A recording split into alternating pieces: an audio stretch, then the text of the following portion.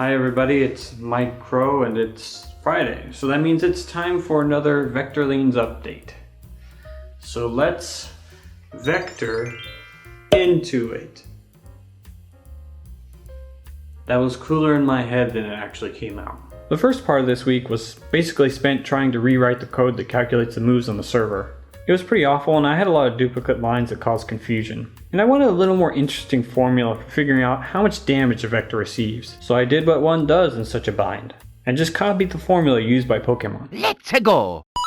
But I added the little twist of the bonus you get for the 24-hour percentage from each asset type. Each time you attack, it pulls the percentage from CoinGecko's API, and then adds that percentage on top of the attack already calculated. Not too complicated at this point, but it adds a small amount of variance so far. Even after that, it's still a lot of code. Once I was a little more confident in that, I decided to tackle the next part of the game, items. As of right now, I just wanted to focus on the easiest of items, single serve, heal items. I would like to have items with longer durations and that would affect your attack or defense temporarily, but that's just not in the cards at the moment.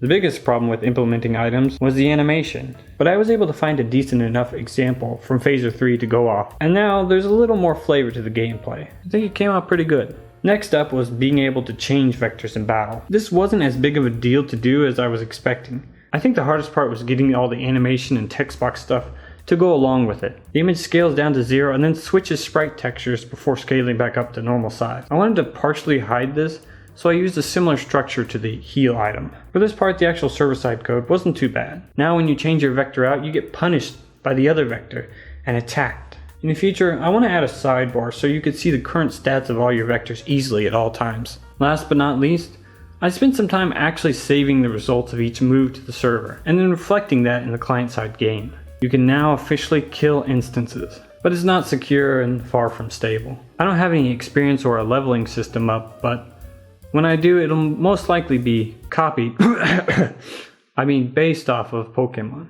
And that's it for this week. I've been thinking about it, and I think I will make this the final week I spend all of my time on this project. I really want to get back to making videos like before. I took a break from studying Japanese to focus on this, and I want to get back into the swing of things again. That being said, I'll try and spend a little time each week on it because I think it'll be fun to eventually release a version of it, but I don't want it to be my main focus anymore. This has been a fun experiment, and I think it's cool to see how different it is compared to my first version. I think it looks a lot better than the old one. So now I'll end this with a question to you. Which version do you like the most? Do you like the old version, which I don't really like? Or do you like the new classic version, which looks pretty sweet and modern and actually kind of cool? So let me know. And I think that's about it. So next week I'll see you on Friday with a Japanese related bag of funnios, as they say. See you later.